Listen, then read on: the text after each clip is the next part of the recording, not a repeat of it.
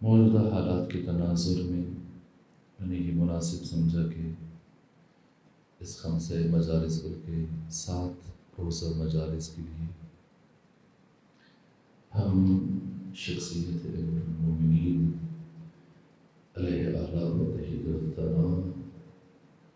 کلام امام حسین علیہ السلام کی تناظر میں بیان کریں، اور اسی کے ساتھ ساتھ کربلا اور عاشورہ کے کچھ ابعاد اور کچھ جہتیں مزید آپ کی خدمت میں عرض کر سکیں۔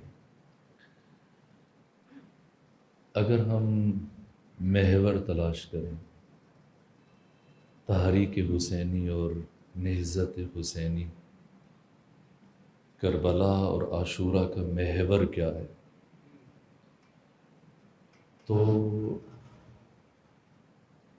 محور عاشورہ اور محور کربلا مقام عظمۂ ولایت کا تحفظ ہے۔ یہاں تک کہ سید الشہداء جب مدینہ چھوڑ رہے ہیں اور جب روز عاشور حضرت کی شہادت سے کچھ دیر پہلے، اور اس سے ہم پیچھے چلے جائیں، اس سفر میں 4 مہینے 5 دن جو مکہ میں قیام پذیر ہوئے، اس دوران آپ کے کلمات اور آپ کے فرامین اور اپنی 57 سالہ حیات طیبہ میں امیر شام کے ساتھ آپ کی گفتگو اور جو خطوط کے تبادلے ہوئے، مروان بن حکم کے ساتھ، مغیرہ کے ساتھ، عمرو بن عاص کے ساتھ، شہرس ربعی کے ساتھ، اور پھر اپنی شہادت سے 2 سال پہلے 58 ہجری میں جب حضرت نے حج کے موقع پر بنو ہاشم کے جوانوں کو اور اپنے قبیلے کے افراد اور قریبی ساتھیوں کو مامور فرمایا کہ جاؤ مکہ میں جتنے بھی اصحاب رسول، سب سے کہو کہ رسول اللہ کا بیٹا حسین ابن علی تمہیں بلا رہا ہے، اور اصحاب رسول کے علاوہ تابعین اور خواص اور اپنے اپنے قبیلے کے سرداروں کو بلاؤ۔ تمام مورخین نے، سیرت نگاروں نے یہ تعداد بیان کی کہ کم از کم 200 صحابہ کرام سید الشہداء کے پاس مقام منی میں آئے، اور تابعین اور باقی خواص کو ملا کر ان کی تعداد کم سے کم 700 اور تقریباً 1100 تک کی تعداد لکھی گئی۔ ان کی موجودگی میں آقا نے خطبہ ارشاد فرمایا، جو خطبہ منی کے نام سے مشہور اور معروف ہے، اور جو 3 حصوں پر مشتمل ہے، اور پہلے حصے میں سرور و سالار شہیدان حسین ابن علی علیہ اعلیٰ و آقا نے مولا متقیان علیہ اعلیٰ و کی فضائل کو، آپ کی عظمتوں کو، آپ کی رفعتوں کو، آپ کی فضیلتوں کو بیان کیا، اور ہر فضیلت کے بیان سے پہلے حاضرین سے قسم لی، انشدکم اللہ، میں تمہیں اللہ کی قسم دے کے پوچھتا ہوں، بتاؤ کیا تم نے میرے جد بزرگوار محمد مصطفیٰ ختم مرتبت صلی اللہ علیہ وآلہ وسلم سے یہ بات سنی تھی یا نہیں سنی تھی؟ جب حضرت وہ چیز بیان کرتے اور پورا مجمع اس کا اعتراف کرتا، قالوا اللہم بلا، ہاں اے حسین، ہم یہ کلام آپ کے نانا کی زبان سے سنا تھا، تو اعتراف لینے کے بعد حضرت دوسری بات کہتے، ہم کل سے خطبہ منی میں جو فضیلتیں نبی المومن سے متعلق سید الشہداء میں بیان کی، جتنی بھی توفیق ہو سکے کہ میں عرض کروں گا، اور پھر کربلا اور عاشورہ کے باقی پہلو، جن میں سے ایک اہم بات کہ سرور و سالار شہیدان حسین ابن علی علیہ السلام نے کیوں سرزمین کربلا کا انتخاب کیا، جبکہ سب روک رہے تھے۔ بعض افراد آپ سے یہ خواہش کر رہے تھے کہ آپ یمن چلے جائیں، کچھ نے کہا مصر چلے جائیں۔ سرے سے یمن کیوں جائیں، مصر کیوں جائیں؟ امام حسین مدینہ میں اپنے گھر میں کیوں نہ رکے؟ اگر امام حسین گھر میں رک جاتے، مدینہ میں قیام پذیر رہتے تو کیا ہوتا؟ اور اگر مدینہ چھوڑا اور مکہ میں 4 مہینے 5 دن اپنی نانی جناب خدیجہ بنت خویلد کے گھر میں قیام پذیر رہے تو اس قیام کو طول دیتے تھے اور مکہ میں بیتوتا اختیار کر لیتے، یہاں تک کہ مکہ میں بھی نہیں رکے۔ ابن عباس، عبداللہ ابن عمر، عبداللہ ابن زبیر، ام سلمہ، دوست دشمن حامی مخالف درد رکھنے والے اور وہ افراد جن کو آپ سے کوئی قلبی لگاؤ نہیں تھا، سب کے سب امام کو مشورہ دے رہے تھے کہ جہاں جی چاہتے ہیں چلے جائیے، لیکن عراق نہ جائیں۔ عراقیوں نے آپ کے بابا علی کے ساتھ وفا نہیں کی، آپ کے بھائی حسن مجتبیٰ کے ساتھ وفا نہیں کی۔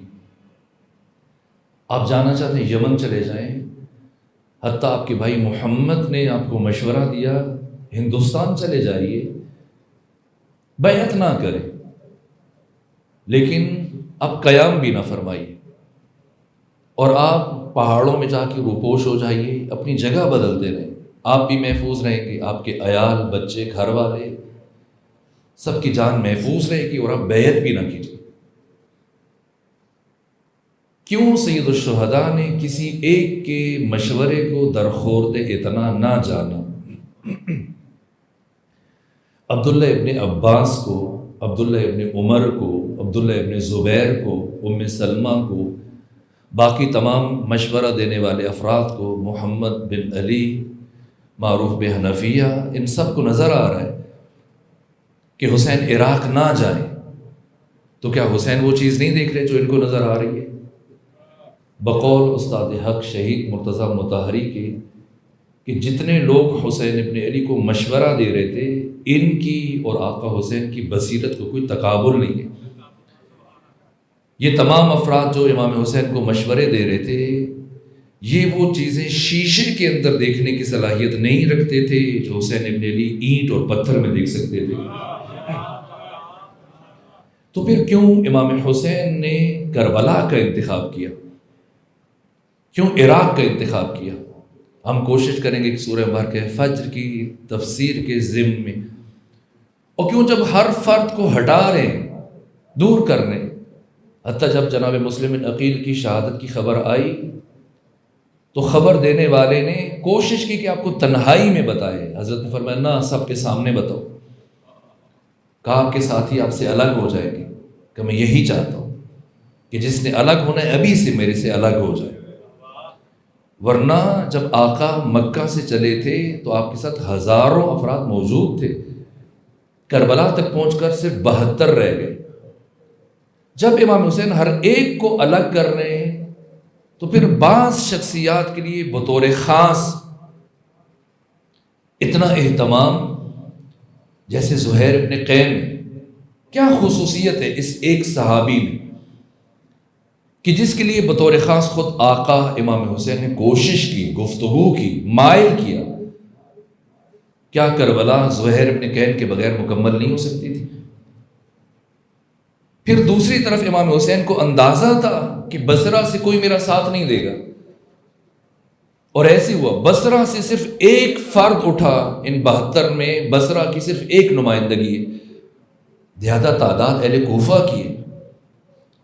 پھر کیوں آقا حسین ابن علی نے قیس ابن مصہر سیداوی جیسی برجستہ شخصیت کو بصرہ کی طرف روانہ کیا، اور اس بے دردی کے ساتھ عبید اللہ ابن زیاد نے قیس ابن مصہر سیداوی جیسی برجستہ شخصیت کو شہید کیا؟ 3 شخصیتیں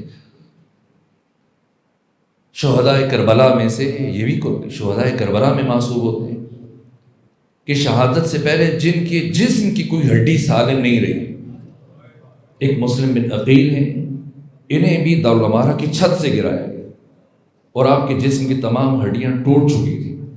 ایک قیس ابن مصہر سیداوی، اور ایک خود آقا حسین جب آپ کی لاش کو پائمال کیا گیا۔ تو جب بصرے سے نکلنا ہی ایک فرد نے تھا تو امام حسین نے پھر اپنے ایک فرد کو کیوں قربان کیا؟ قیس کو کربلا لے جاتے۔ اس طرح سے عاشورہ کو حضرت نے تاسوعہ کو مہلت کیوں مانگی ہے؟ اور پھر سرزمین کربلا کا انتخاب، یہ بہت اہم بات ہے۔ پھر ان ساتھیوں کا انتخاب، پھر جو آقا امام حسین نے ترتیب رکھی ہے کربلا کے شہیدوں میں، سب سے پہلے اصحاب کو بھیجنے، پھر اولاد عقیل کو بھیجنے، پھر اپنے بھانجوں کو بھیجنے، بھتیجوں کو۔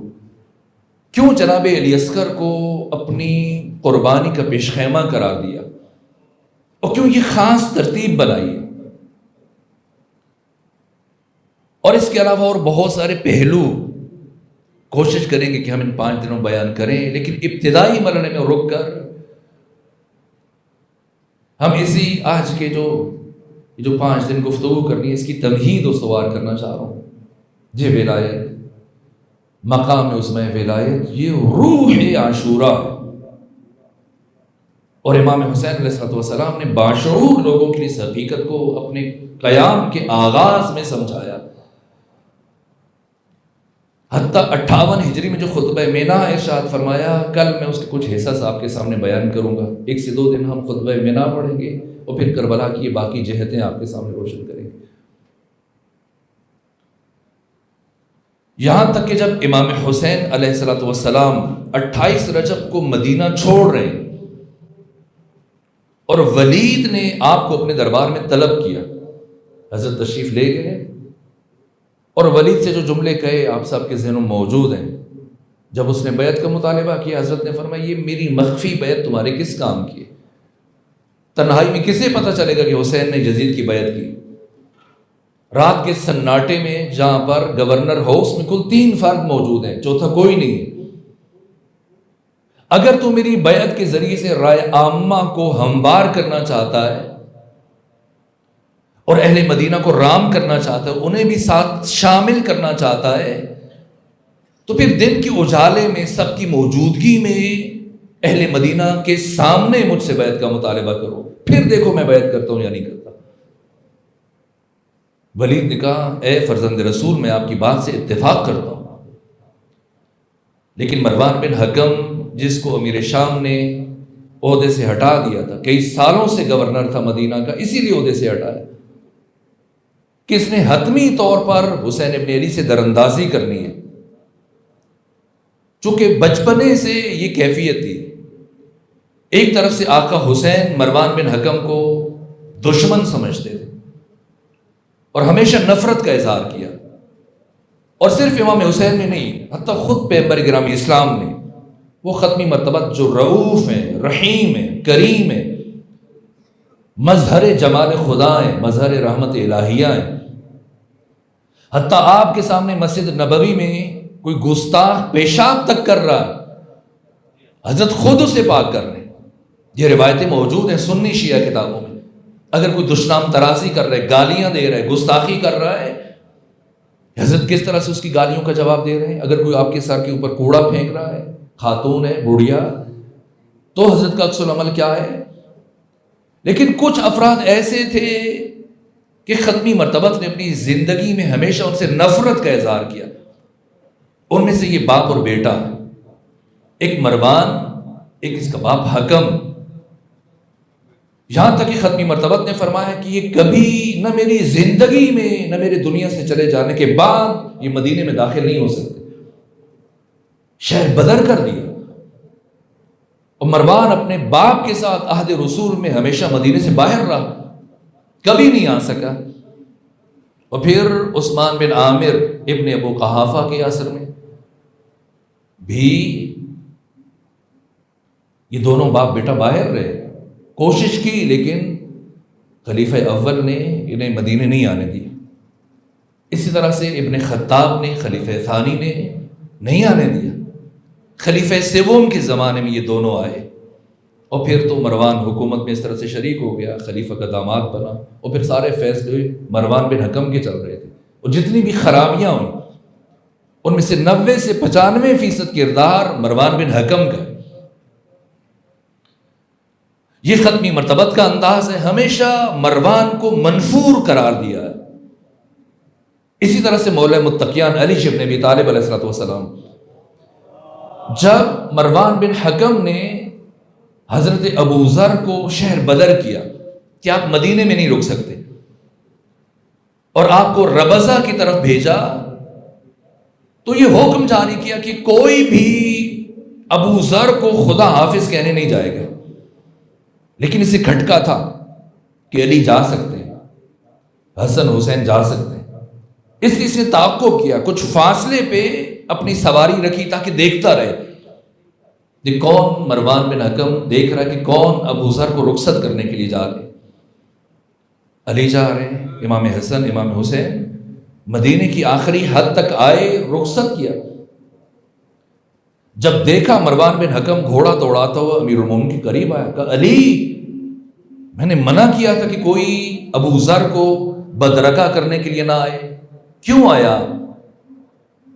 کیوں اس صریح حکم کی خلاف ورزی کی؟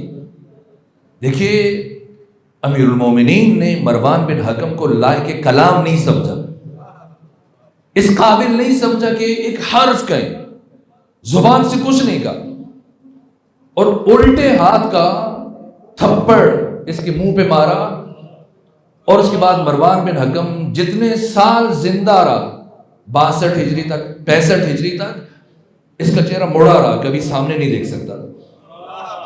وہ پیغمبر کا کردار ہے، یہ علی ابن ابی طالب علیہ السلام کا کردار ہے۔ خود امام حسن مجتبیٰ جب امیر شام نے امام حسن کو گفتگو کی، حضرت احتجاج کے لیے گئے، جب امیر شام نے اپنے بیٹے یزید کی ولایت عہدی کا اعلان کیا اور امام حسن کو روکنے کے باوجود اور صلح کی 5ویں شق کی خلاف ورزی کے باعث امام احتجاج کے طور پہ شام چلے گئے، امیر شام کے دربار میں وہ گفتگو کی، اور وہ گفتگو آپ کے ذہنوں میں موجود ہے، امام نے کیا حال کیا، کیا درگت بنائی امیر شام اور اس کے درباریوں کی۔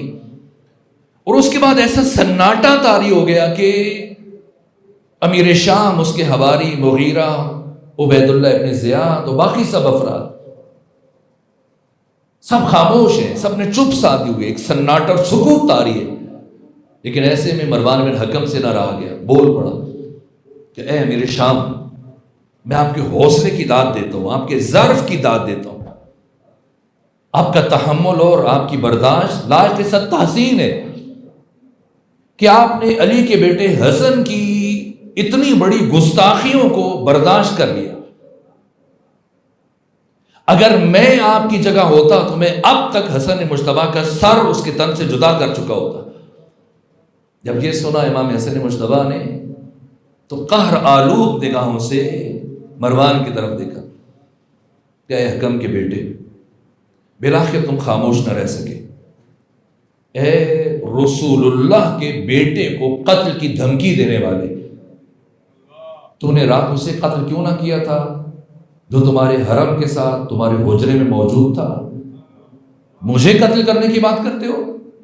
اے مروان، تمہاری حیثیت حسن مجتبیٰ کے نزدیک وہی ہے، اور تمہاری مثال اس مچھر کی سی ہے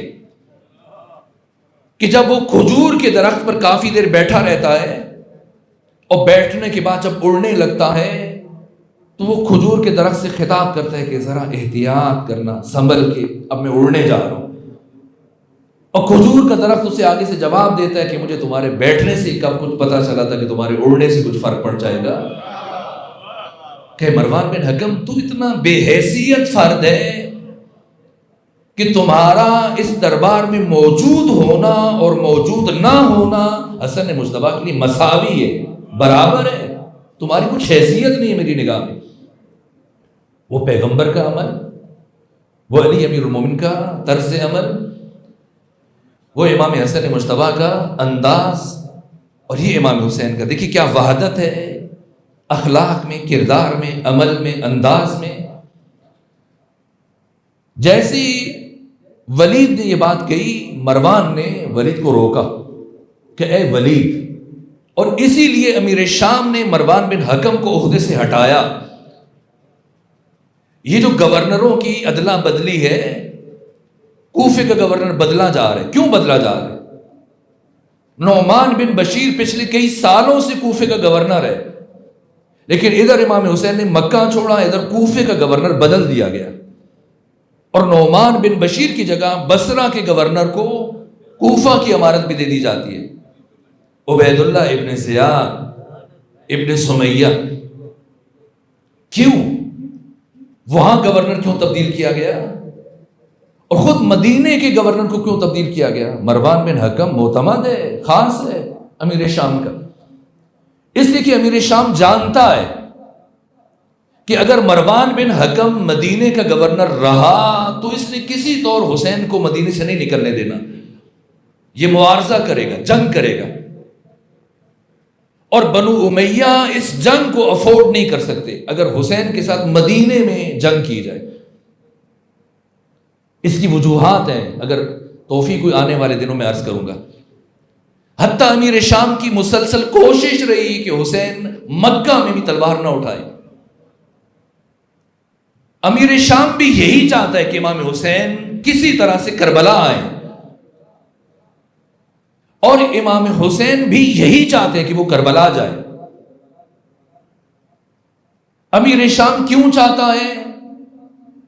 جیسا کہ مورخین نے لکھا ہے، امیر شام کی زبان سے یہ جملے ادا ہوئے کہ میں نے وہ نقشہ کشی کی ہے حسین ابن علی کے لیے کہ وہ خود اپنی موت آپ مر جائیں گے، وہ اپنے نانا محمد مصطفیٰ کی تلوار سے قتل ہوں گے، عراق جائیں گے، بے نام و نشان مارے جائیں گے کہ اپنوں نے بلایا تھا، دعوت دی، آئے، مار دیا، بات ختم ہو گئی، اور میرے بیٹے یزید کو کسی طرح کی پریشانی کا سامنا نہیں کرنا پڑے گا. اور دوسری طرف امام حسین علیہ السلام نے بھی خود عراق کا انتخاب کیا. کیوں؟ ایک طرف سے امیر شام چاہ رہے کہ حسین عراق کا انتخاب کرے تاکہ حسین کا قتل تاریخ کے اوراق پر گم ہو جائے اور نام و نشان نہ رہے، اور حسین ابن علی گمنامی میں قتل ہو جائے. اور دوسری طرف حسین ابن علی ہے، 180 درجے زاویے کا فرق ہے. حسین ابن علی یہ چاہ رہے ہیں کہ آپ کی یہ قربانی ابدی بن جائے، سرمدی بن جائے، لازوال بن جائے، آفاقی بن جائے، ہمگیر بن جائے، یونیورسل بن جائے، لافانی بن جائے، رہتی دنیا اور بہتے پانی تک حسین کی اس قربانی کو یاد رکھا جائے. اور اگر حسین کی قربانی مدینہ میں پیش کریں تو حسین کا مقصد حاصل نہیں ہو سکتا. اگر حسین مکہ میں قربانی پیش کریں، یمن چلے جائیں، ہندوستان چلے جائیں، نہ، حسین کا مقصد بھی تب حاصل ہو سکتا ہے جب حسین کربلا جائے. دشمن بھی چاہ رہے حسین کربلا آئے، حسین بھی چاہ رہے ہیں کربلا جاؤ. وہ جہاد انسان حیران ہو جاتا ہے. یہاں پھر ثانی زہرا کا مقام بشر کی سمجھ میں آتا ہے. جو ڈاکٹر عائشہ بنت الشاطی نے جملے لکھے اپنی کتاب البطلۃ الحریہ، یہ اہل سنت کی مصر کی خاتون ہے، ثانی زہرا کی شخصیت پر کتاب لکھی جس کا نام ہے البطلۃ الحریہ، کربلا کی شیر دل خاتون ڈاکٹر عائشہ بنت الشاطی. انہوں نے ثانی زہرا کی شخصیت کی مثال دی ہے اود کی لکڑی سے، یہ جس کی آپ کے یہاں اگربتیاں بنتی ہیں، کہ یہ لکڑی اگر عام لکڑیوں کے درمیان رکھ دی جائے تو کسی کو فرق پتہ نہیں چلتا. شیشم ہے، دیار ہے، کیکر ہے، اود کی لکڑی بھی بیچ میں رکھتے ہیں، یہ دیکھنے میں ایک جیسی لگے گی، لیکن جیسی اس لکڑی کو اٹھا کر آگ کی بھٹی میں ڈالا جائے اور یہ جلنے لگے تو اس سے ایسی خوشبو اٹھتی ہے جو میلوں دور تک پھیل جاتی ہے اور لوگوں کے مشام کو معطر کر دیتی ہے. تب پتہ چلتا ہے کہ یہ لکڑی عام نہیں ہے، یہ بہت خاص ہے. کہ اسی طرح سے زینب بنت علی اگر ہمیشہ مدینے میں رہتی اور کبھی کربلا، کوفہ اور شام نہ جاتی تو کسی بھی انسان کو پتہ نہ چل سکتا کہ یہ بی بی کون ہے. ان کی فضیلتیں، ان کے کردار کی بلندی، ان کی معرفت کی گہرائیاں ان کا علم، ان کی بصیرت، ان کا جہاد سب بشر سے مخفی رہ جاتا. لیکن یہ کوفہ اور شام کے حوادث اور مصائب کی بھٹیاں تھیں جن میں جب یہ بی بی گزری ہیں تو پوری دنیا نے آپ کے کردار کی خوشبو کو محسوس کیا. یقین جان لیجیے، جب میں کربلا کا اور عاشورہ کا مطالعہ کرتا ہوں میں اس نتیجے میں پہنچتا ہوں کہ اگر امیر شام کی زندگی میں امام حسین قیام کرتے اور امیر شام کو پتا ہوتا کہ حسین اکیلے نہیں آئے، مخدرات عصمت و طہارت اور علی ابن ابی طالب کی شیر دل بیٹی زینب بنت علی کو اپنے ہمراہ لے کے آئے ہیں، وہ قطعی طور پر یہ انداز اختیار نہ کرتا. یا تو کچھ ایسا کرتا کہ مخدرات آپ کے ساتھ کربلا میں نہ آتی، یا اگر وہ امام حسین کو شہید کر بھی دیتا تب بھی اس نے بیویوں کو اسیر نہیں کرنا تھا، اور اگر اسیر کرتا تب بھی واپس مدینہ بھجواتا، کبھی کوفہ اور شام میں نہ بلواتا. یزید احمق تھا، یزید بے حیثیت تھا، یزید ابلہ اور نادان تھا. یزید میں اتنی صلاحیت نہیں تھی کہ وہ ایک لمحے کے لیے امام حسین کے مقابلے میں آ کے کھڑا ہو. اور یہ عمومی غلط فہمی ہے، لوگ یزید کو امام حسین کے مقابلے میں لے کے آتے ہیں. یزید اور امام حسین کا کوئی مقابلہ نہیں کسی بھی اعتبار سے، نہ اس میں اتنی صلاحیت تھی. میں نے تاریخوں کا مطالعہ کیا ہے، امام ذہبی جیسی شخصیتیں، ابن کثیر، طبری اور بڑے بڑے مورخین، میں ان تاریخوں میں یہ دیکھا ہے کہ جب امام حسین علیہ السلام نے مکہ چھوڑا تو یزید کی نیندیں ختم ہو گئی تھی. حتیٰ عبید اللہ ابن زیاد دارالامارہ چھوڑ کر نخیلہ میں جا کے اس نے اپنا ڈیرا ڈال لیا، اور مسلسل مختلف اطراف میں اور اکناف میں گھوڑ سواروں کو روانہ کر رہے، جاؤ افراد کو اکٹھا کرو، سپاہیوں کو جمع کرو. اہل کوفہ کو مسلسل تہدید کے ذریعے سے اور تحریض کے ذریعے سے، دھمکیوں کے ذریعے سے اور لالچ کے ذریعے سے ساتھ میں لا رہے. مسلسل یزید کی طرف خطوط لکھ رہا ہے کہ جتنے بڑے بڑے پہلوان ہیں، بڑے بڑے بہادر ہیں، جو میدان میں جم کر جنگ کرنے والے، انہیں بھیجو کوفہ میں. مگر امام حسین کے ساتھ کون سی بڑی فوج آ رہی ہے؟ خوف زدہ ہے، یزید خوف زدہ ہے. یہاں تک کہ یزید جاگ جا کر اس کے چہرے کی حیت بدل گئی، اور ایک دن یہ پریشانی کے عالم میں اپنے محل کے صحن میں بیٹھا ہوا ہے، اور اس کے باپ کا اہل کتاب عیسائی مشیر سرجون بن منصور، اس نے جب یزید کو اس پریشانی کے عالم میں دیکھا، کہا کیوں منہ لٹکا کے بیٹھے ہو پریشانی میں؟ کہا کیا کروں، حسین مکہ چھوڑ چکے اور عراق کی طرف جا رہے. اگر حسین ابن علی عراق پہنچ جائیں اور اہل عراق ان کا ساتھ دے دیں اور وہ عراق میں اپنی حکومت بنانے میں کامیاب ہو جائیں، اور پھر حسین اگر شام کی طرف پیش قدمی کرے، میرا کیا بنے گا؟ مجھے کون بچائے گا حسین سے؟ یزید کی نیندیں اڑی ہوئی ہے. کہ بتاؤ اگر اس وقت تمہارا باپ معاویہ ابن ابو سفیان زندہ ہوتا اور اس مشکل وقت میں تمہیں کچھ مشورہ دیتا تو کیا تم اس کی بات پہ عمل کرتے یا نہیں؟ کہ یقیناً عمل کرتا. اس نے ایک تحریر نکالی کہ یہ تمہارے باپ کی لکھی ہوئی ہے اور اسی وقت کے لیے کہ جب حسین مکہ چھوڑ دیں تب تم نے کیا کرنا ہے. کیا کرنا ہے؟ نعمان بن بشیر کو عہدے سے ہٹا کر واپس شام بلانا ہے، اور بصرے کے گورنر عبید اللہ ابن زیاد بن سمیہ کو بصرہ کے ساتھ ساتھ کوفہ کی امارت بھی دے دینی ہے. تو یہ جہاد، اور میں دیکھ رہا ہوں کہ وقت بہت تیز سے گزر رہا ہے، وہ پہلا مرحلہ اگر میں آپ کی خدمت میں عرض کر سکوں، آج کی حد تک تمہیدیں استوار ہو جائیں، اور باقی امام حسین کے اقدامات اگر یزید کے وہم و گمان میں بھی یہ چیزیں ہوتی، وہ قطعی طور پر یہ انداز اختیار نہ کرتا. میرے عزیزوں میں رک رہا ہوں، اور ان ساری باتوں پہ اور اس کے علاوہ 20 باتوں پہ ہم کوشش کریں گے کہ جواب دیں. اور کیوں ان 84 بچوں اور خواتین کا انتخاب کیا گیا؟ کیوں بعض خواتین کو اگر لے کے جانا ہے؟ ام سلمہ نے تو بھی خواہش کی تھی کہ مجھے بھی ساتھ لے جائیں. کیوں امام حسین ام سلمہ کو مدینہ چھوڑ رہے ہیں؟ ساتھ لے جائیں، یا پھر جو خواتین لے کے گئے ان میں سے کسی کو کم کر دیں. یہ انتخاب کس لیے؟ اور مدینہ میں سے کن کن شخصیتوں کو اپنے ہمراہ لے کے جا رہے ہیں؟ کیوں جب زہیر ابن قین نے جب حر ابن یزید الریاحی کے لشکر کے ساتھ آپ کا سامنا ہوا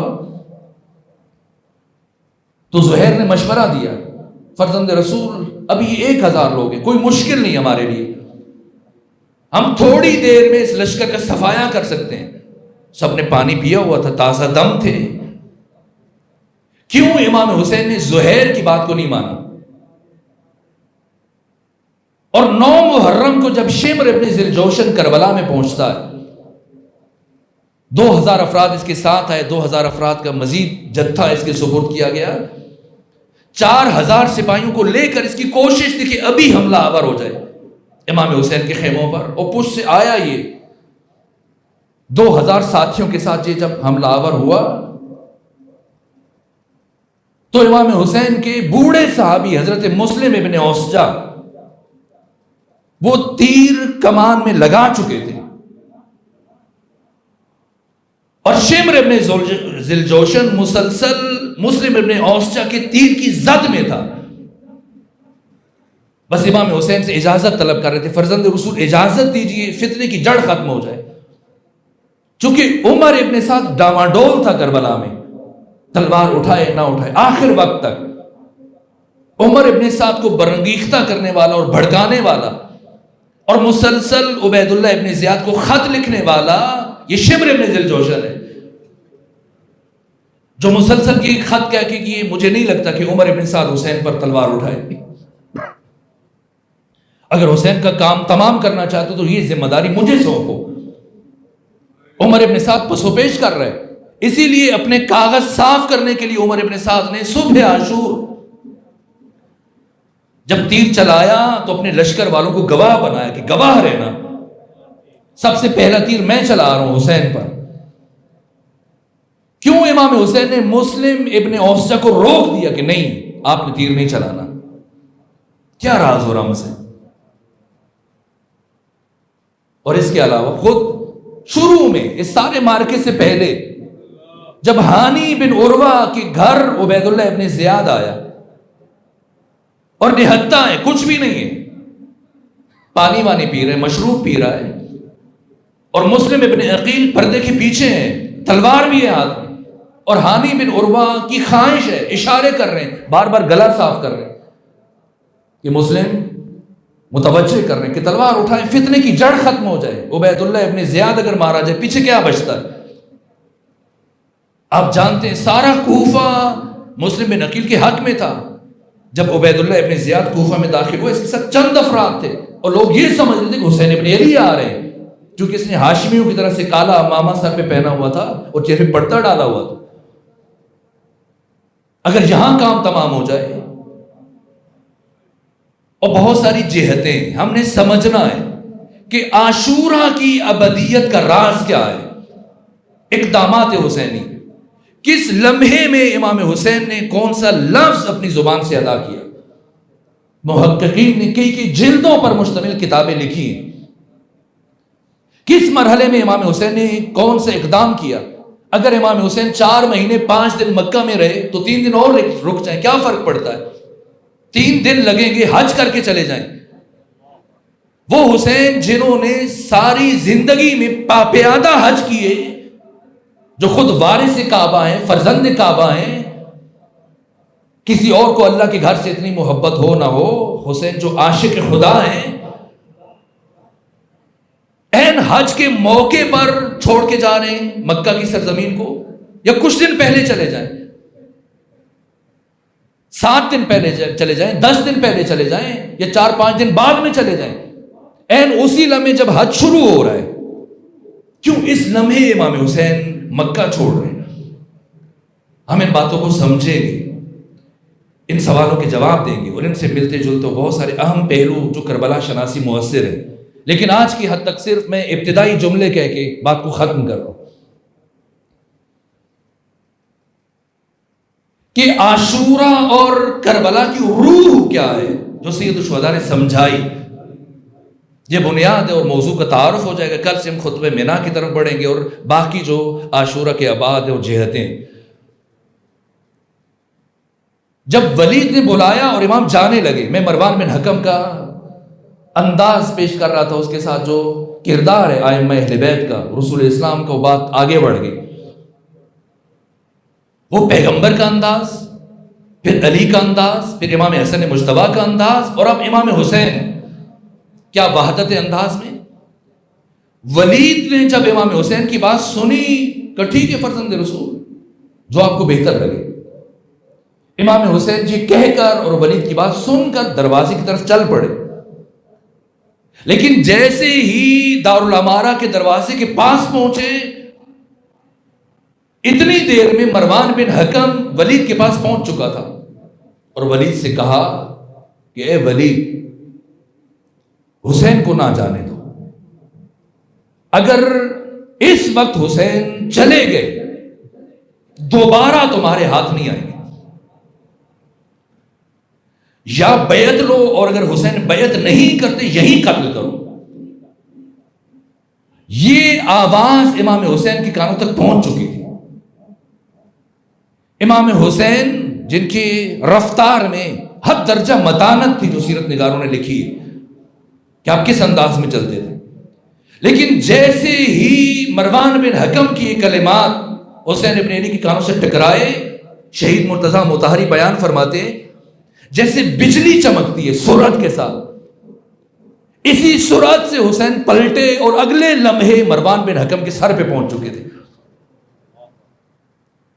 اور حسین ابن علی نے مروان بن حکم کو گریبان سے پکڑا اور پھر بلند کیا، اور اتنا بلند کیا کہ اس کا سر دارالعمارہ کی چھت سے ٹکرانے لگ گیا، پھر زمین پہ پٹکا. اور اس کے بعد فرمایا اے مروان، تو کب سے اس قابل ہو گیا کہ تو حسین کے ساتھ بات کر سکے، حسین کے ساتھ گفتگو کر سکے، مگر تمہاری اتنی حیثیت کب سے ہوگی. اور اس کے بعد وہ کلمات ارشاد فرمائے. مجھے لگتا ہے کہ آج اگر میں نے بیان شروع کیا تو مشکل ہو جائے گا اور میں نتیجہ نہیں دے پاؤں گا، اس لیے میں یہیں پہ روک رہا ہوں. ایک جملہ عرض کر دوں جو بات چل رہی تھی کہ مروان بن حکم کو کیوں ہٹایا امیر شام نے، جو کہ امیر شام جانتا تھا کہ یہ امام حسین کے لیے انتہائی کینہ رکھتا ہے، اور امام حسین بھی اس سے نفرت کرتے تھے، اور بچپنے سے یہ انداز تھا. پیغمبر گرامی اسلام کی رحلت کے صرف 1 سال کے بعد امام حسین حج پر تشریف لے گئے تھے، اور پیغمبر گرامی اسلام نے ایک تو فدق کی اراضی جناب سیدہ زہرا کو دی تھی. اس کے علاوہ زمین کے 2 ٹکڑے تھے، ایک زمین کا قطعہ امام حسن مجتبیٰ کو تحفے میں دیا، ایک امام حسین کو تحفے میں دیا. اور امام حسین کو جو ختمی مرتبت کے ساتھ عشق اور محبت تھا، اس باعث آپ سے منسوب چیزوں سے بھی حد درجہ محبت کرتے تھے. اس لیے امام حسین زمین کے اس ٹکڑے کا بطور خاص، اس قطعے کا یہ پلاٹ جو تھا بطور خاص اس کا خیال رکھتے تھے، اور ہر روز جہاں جایا کرتے تھے. زمین کے اس قطعے میں، اس پلاٹ میں کچھ ایسے خرما کے درخت تھے جنہیں خود ختمی مرتبت نے اپنی زندگی میں لگایا تھا. امام حسین چلے جاتے تھے، ان کے سائے میں بیٹھتے تھے اور نماز پڑھتے تھے، قرآن کی تلاوت کرتے تھے، نوافل کی ادائیگی کرتے تھے، اپنے دوستوں کے ساتھ بیٹھا کرتے تھے. آپ کو یہاں بیٹھنا بہت عزیز تھا. اور یہ جو قطع ارضی تھا جسے آپ اپنی زبان میں کہتے ہیں یہ پلاٹ تھا، یہ مروان بن حکم کی زمینوں کے درمیان میں تھا. اور جیسے ہمارے ہاں ایک رواج ہے، لوگ کوشش کرتے ہیں کہ یہ حصہ بھی اگر مجھے مل جائے تو میری زمین ذرا مسطح اور برابر ہو جائے گی، دیکھنے میں اچھی لگے گی. مروان کی عرصے سے اس زمین پر نگاہ تھی، اور وہ کوشش کر رہا تھا کہ کچھ ایسا ہو کہ یہ زمین بھی میری جگہ میں شامل ہو جائے. اور چند مرتبہ اس نے بات بھی کی کسی وسیلے سے کسی ذریعے سے امام نے انکار کیا کہ یہ ہدیہ میرے نانا کی طرف سے مجھے بہت عزیز ہے، میں کسی کو نہیں دے سکتا. لیکن جب امام حج کے لیے گئے تو اس فرصت کو غنیمت جانا مروان بن حکم نے، اور آپ کی عدم موجودگی سے فائدہ اٹھاتے ہوئے یہ درخت کٹوا دیے.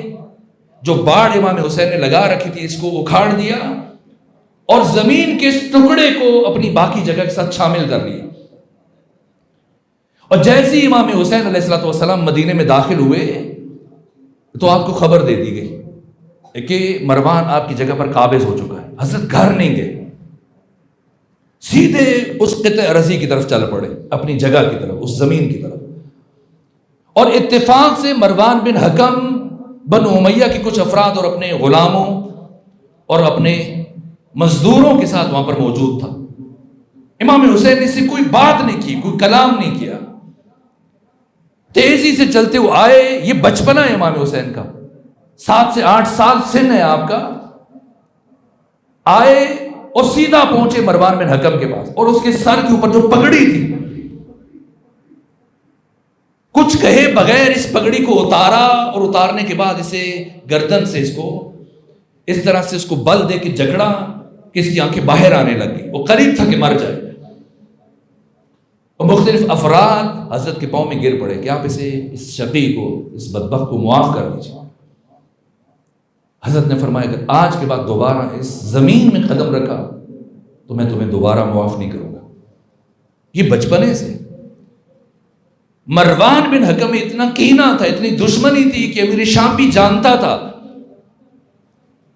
کہ اگر میں نے مروان بن حکم کو منع بھی کر دیا کہ تو نے حسین کو مکہ سے نکلنے دینا ہے اور حسین کے ساتھ تعرض نہیں کرنا ہے، جنگ نہیں کرنی ہے، تب بھی وہ باز نہیں آئے گا، وہ ضرور تلوار اٹھائے گا. اور اگر مدینے میں حسین کے خلاف تلوار اٹھا لی گئی تو یہ ناقابل تلافی نقصان ہوگا. اس لیے مروان بن حکم کو جو کئی سالوں سے مدینے کا گورنر تھا عہدے سے ہٹا دیا، اور ولید بن عتبہ جیسے ماہر سیاست مدار کو مدینے کی حکومت سونپ دی، والی مدینہ بنا دیا. ایک صلوات بھیجتے خاندان فاطمہ.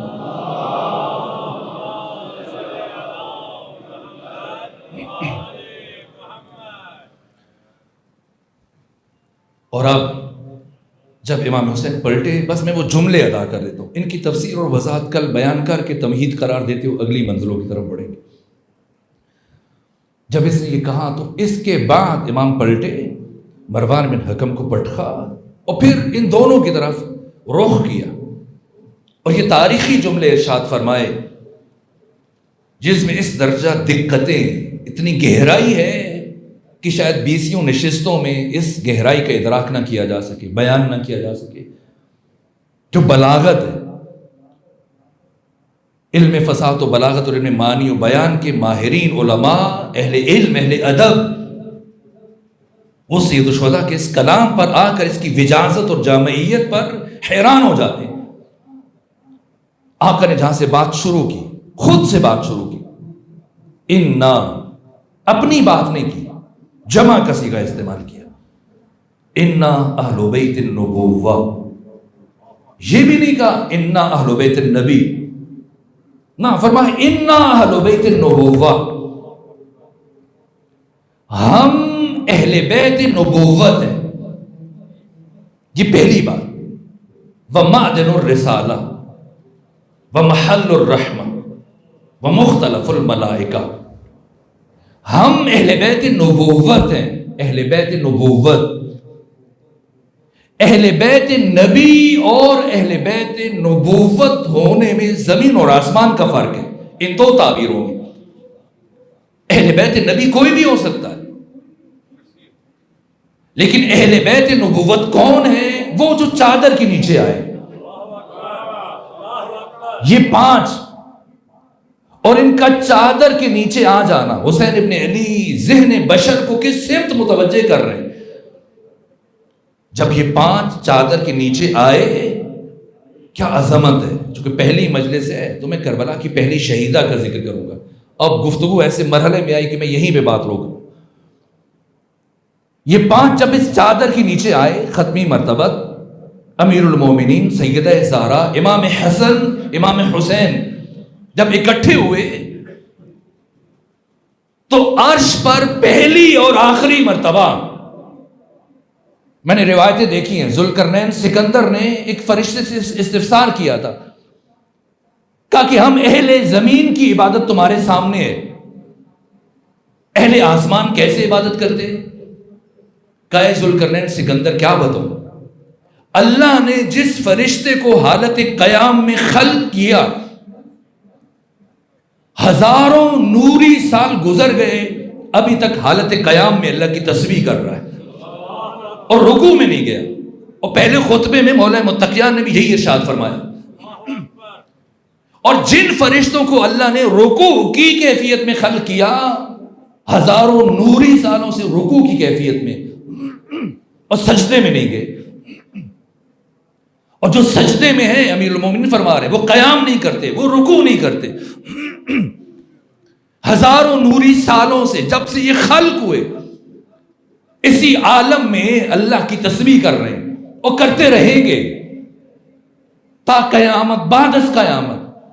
یہ فرشتے، یہ ملک، یہ قدسی تسبیح پروردگار، تمجید الہی، حمد خدا، عبادت الہیہ میں مصروف ہیں۔ پہلی اور آخری مرتبہ ان فرشتوں سے تسبیح چھڑوائی گئی، جو قیام میں تھے ان سے قیام چھڑوایا گیا۔ جی حسین فرما رہے اِنَّ اہل بیت النبوہ،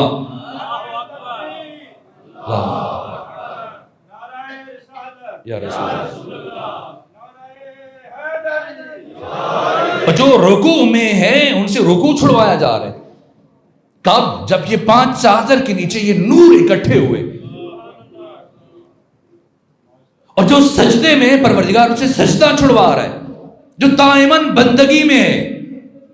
پہلی مرتبہ عرش پر ہر ایک فرشتے سے خدا نے خطاب کیا، یا ملائکتی وَيَا سُكَّانَ سَمَاوَاتِ، اے فرشتوں، اے آسمان پر زندگی گزارنے والوں۔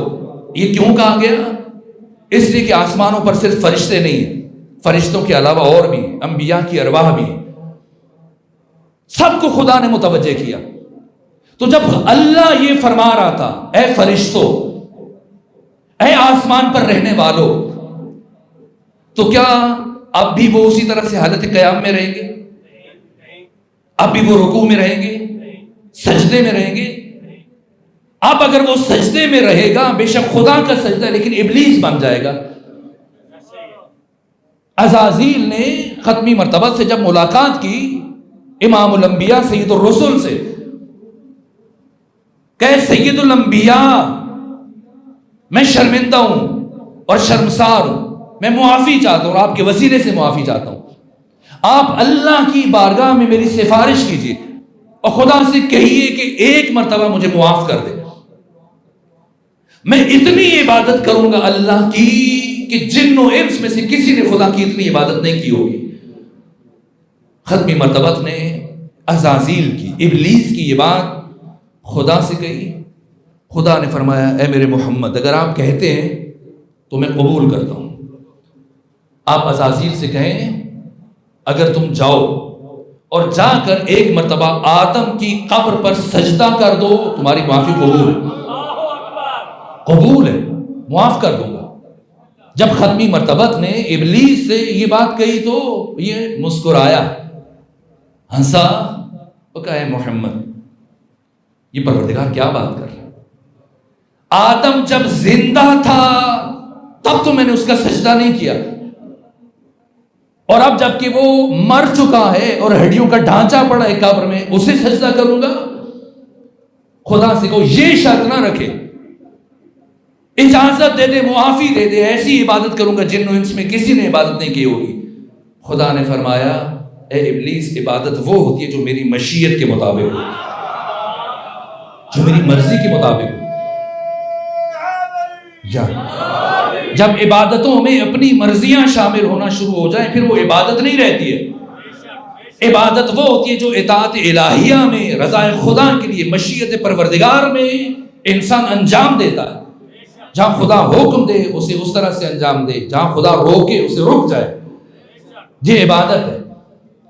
اور اب جو فرشتے رکوع میں، جو قیام میں، جو سجدے میں، پروردگار جب آواز دے رہے یا ملائکتی، تو کیا وہ پروردگار کی طرف توجہ کریں گے؟ نہیں کریں گے۔ اگر سجدے والا اب سجدے میں رہا تو ابلیس بن جائے گا۔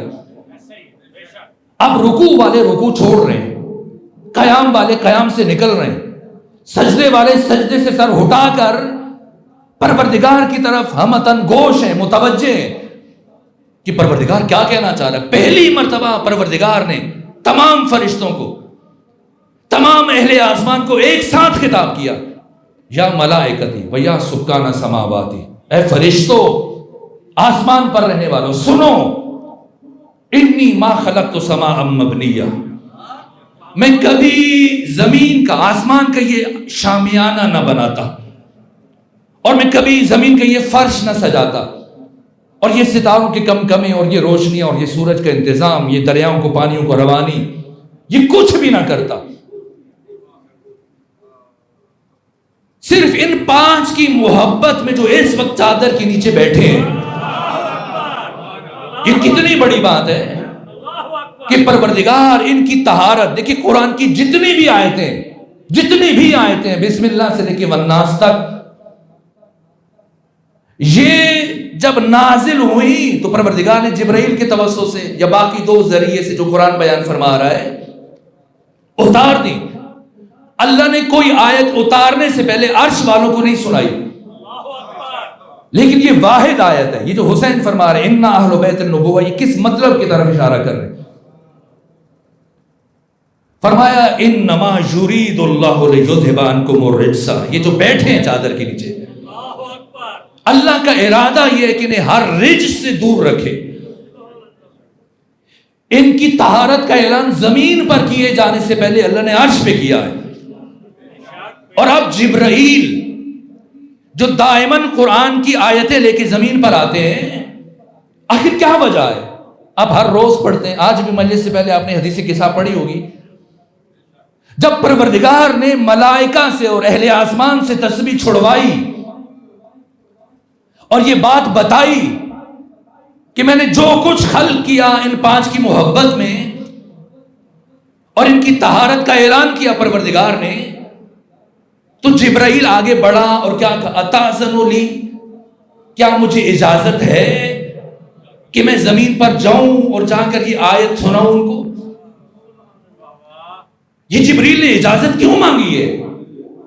کیا اس سے پہلے کبھی کسی آیت کو پہنچانے کے لیے جبرائیل نے اللہ سے اجازت مانگی ہے؟ تو آج کیوں مانگ رہا ہے؟ پتا ہے کہ قرآن ہمیشہ جبرائیل لے کے آتے ہیں، تو آج بھی جبرائیل نے لے کے آنا ہے، تو پھر اتنی بے صبری کا مظاہرہ کیوں ہو رہا ہے؟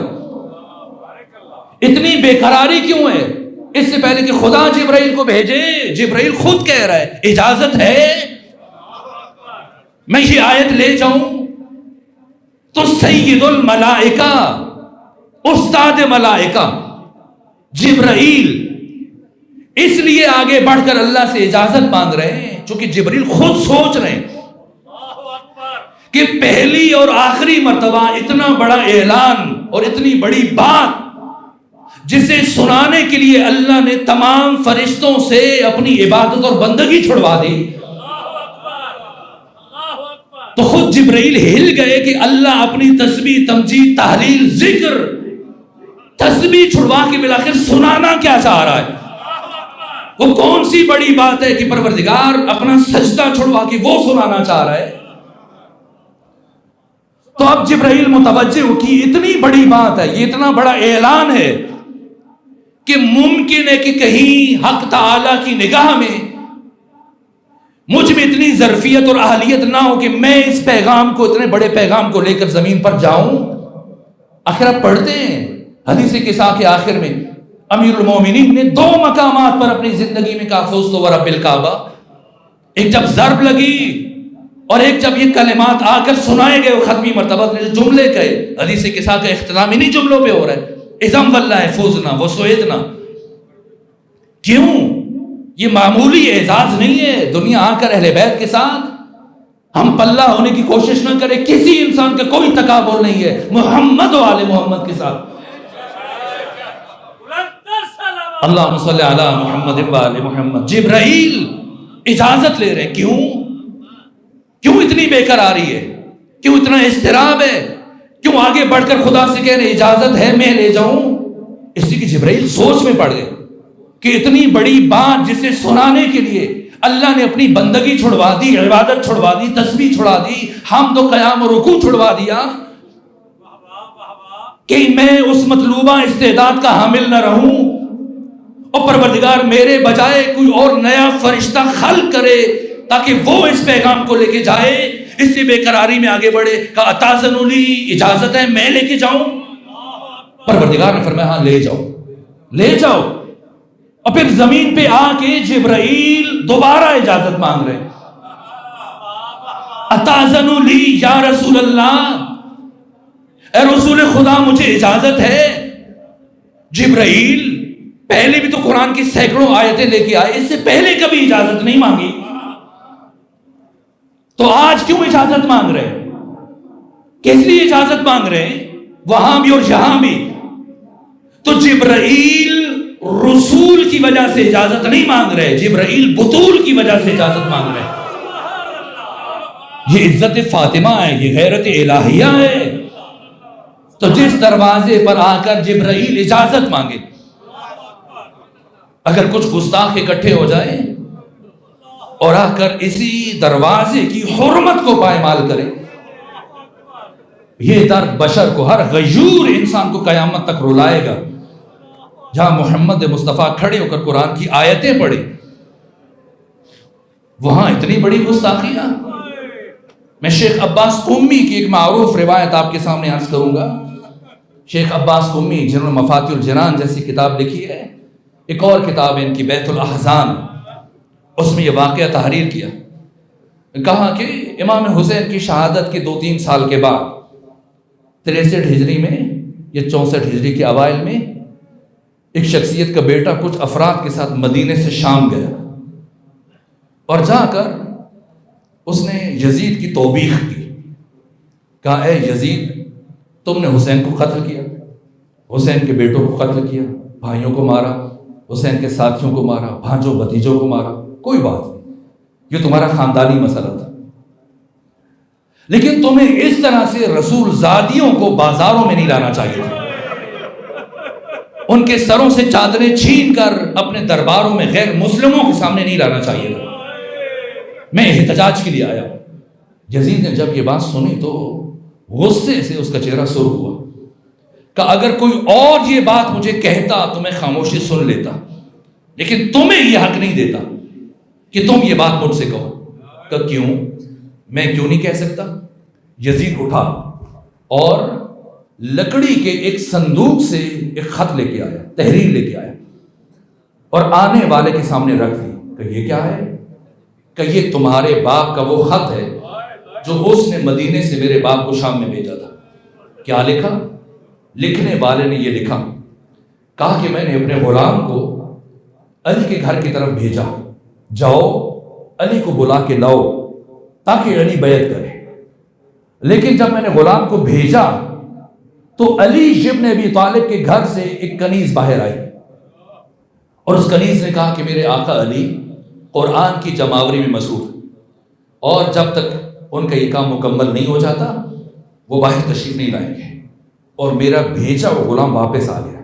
اب مجھے غصہ آیا اور اب میں نے 4 سے 5 افراد کو دوبارہ اسی غلام کے ساتھ علی کے گھر کی طرف روانہ کیا اور انہیں یہ پیغام دیا کہ جاؤ جا کے علی کو لے کے آؤ اور علی سے کہنا اگر تم اب کی دفعہ نہ آئے تو میں خود لینے کے لیے آؤں گا، اور جب میں خود لینے کے لیے آؤں گا تو لے کے آؤں گا. یہ 5 افراد گئے تو کہا اب کی دفعہ علی کے گھر سے کوئی کنیز باہر نہیں آئی بلکہ خود رسول زادی دروازے پر آئی. فاطمہ زہرا دروازے پہ آئیں اور میرے لیے پیغام بھیجا. ان 5 افراد سے کہا جاؤ وہ فلاں سے کہو کہ جب تم نے حکومت لے لی، ہمارا حق غصب کر لیا، تو اب ہم سے کیا چاہتے ہو؟ جاؤ اور جا کے بتاؤ کہ جب تک نبی زادی زندہ ہے تم کبھی بھی علی ابن ابی طالب کو نہیں بلا پاؤ گے اور علی سے بیعت نہیں لے پاؤ گے۔ جب دوبارہ میرے بھیجے ہوئے افراد اس طرح سے خالی واپس آئے، کب میں غصے سے کھولتا ہوا اٹھا اور اب 50 افراد کے ہمراہ چلا علی کے گھر کی طرف۔ ہمارے پاس ڈنڈے تھے، لکڑیاں تھیں، تلواریں تھیں، ہم سب علی کے گھر کی طرف چلے، جلانے کا سامان تھا ہمارے پاس، اور جب پہنچے تو میں نے قنفذ کو اشارہ کیا، جاؤ اب تک الباب کرو، اب دستک دو، اور قنفذ آگے بڑھا۔ اس نے در فاطمہ پر دستک دی اور کچھ لمحوں کے بعد میں نے محسوس کیا علی کے قدموں کی آہٹ، محسوس کی کہ علی دروازے کی طرف بڑھ رہے۔ میں نے گھر کے اندر سے باتوں کی آواز سنی، لیکن اس سے پہلے کہ علی دروازہ کھولتے، نبی زادی آ کر علی کے سامنے کھڑی ہوئی اور یہ جملے کہے، اے علی، جب تک میرے بابا محمد مصطفیٰ زندہ تھے کبھی خود انہوں نے اپنے دفاع میں تلوار نہیں اٹھائی، کیونکہ وہ روئے زمین پر حجت خدا تھے، اور آپ نے ہمیشہ میرے بابا کا دفاع کیا، اور اب روئے زمین پر حجت خدا آپ ہیں، اس لیے آپ اپنے حق میں خود تلوار نہیں اٹھائیں گے، نبی زادی آپ کا دفاع کرے گی۔ علی نے کہا جیسے آپ مناسب سمجھتی ہیں۔ اس کے بعد نبی زادی دروازے پہ آئیں اور یہ جملہ کہا کہ تمہیں نہیں معلوم یہ کون سا دروازہ ہے؟ یہاں تو محمد مصطفیٰ ہر روز کتنی دیر کھڑے ہو کر قرآن کی آیتیں پڑھا کرتے تھے، درود و سلام پڑھتے تھے، اجازت لے کے آتے تھے، تم اس دروازے پر اس انداز سے دستک دے رہو کہ جلدی سے علی کو باہر بھیجیں ورنہ ہم اس دروازے کو آگ لگا دیں گے۔ کہ نبی زادی کے دروازے کو آگ لگاؤ گے؟ کہ آگ لگائیں گے اور کسی کی پرواہ نہیں کریں گے۔ بس کسی کے اشارے سے قنفذ آگے بڑھا اور اس نے در فاطمہ کو آگ لگائی اور دروازہ جلنے لگا۔ اب لکھنے والے نے خود لکھا کہ میں اتنے غصے میں تھا، اس قدر غصے میں تھا کہ میں نے دروازہ جلنے کا انتظار نہیں کیا، بلکہ میں نے جلتے ہوئے دروازے کو ٹھوکریں مارنا شروع کر دیا، اور تھوڑی دیر کے بعد یہ دروازہ گر پڑا۔ کہاں گرا؟ زمین پر گرا۔ اے کاش زمین پر گرا ہوتا، لیکن میں کیا کروں؟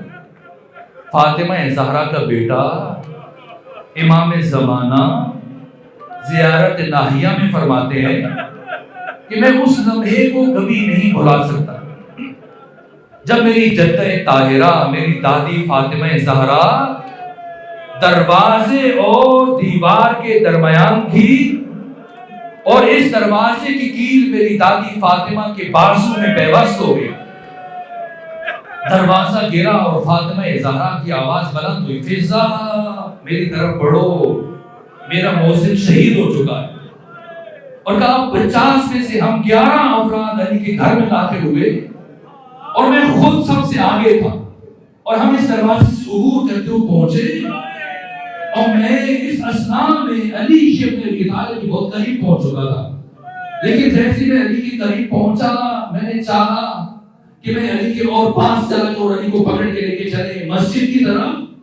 اسی اثناء میں اچانک نہیں معلوم کس طرح سے فاطمہ زہرا نے خود کو اس جلتے ہوئے دروازے کے نیچے اٹھایا اور کس سرعت کے ساتھ میرے اور علی کے درمیان آ کر حائل ہو گئی، اور مجھ سے کہا کہ پیچھے ہٹ جاؤ، میری زندگی میں تم علی تک نہیں پہنچ پاؤ گے۔ میں نے کہا اے نبی زادی درمیان سے ہٹ جا، ورنہ ایسا ظلم کروں گا کہ تو ہٹنے پر مجبور ہو جائے گی۔ تو مجھے کچھ لمحوں کے لیے ترس بھی آیا، لیکن پھر میرے دل پہ علی کا بغض طاری ہوا۔ میں نے کہا نبی زادی درمیان سے ہٹ جا، ورنہ ایسا ظلم کروں گا کہ ہٹنے پر مجبور ہو جائے گی۔ فاطمہ زہرا نے کہا قیامت تک نہیں ہٹو گی۔ ایک مرتبہ میں نے اپنا بازو فضا میں بلند کیا اور پھر پوری طاقت سے اس طرح فاطمہ زہرا کے رخسار پر تماچا مارا کہ نبی ذاتی بہت دور جا کے گئی۔ انا للہ و انا الیہ راجعون۔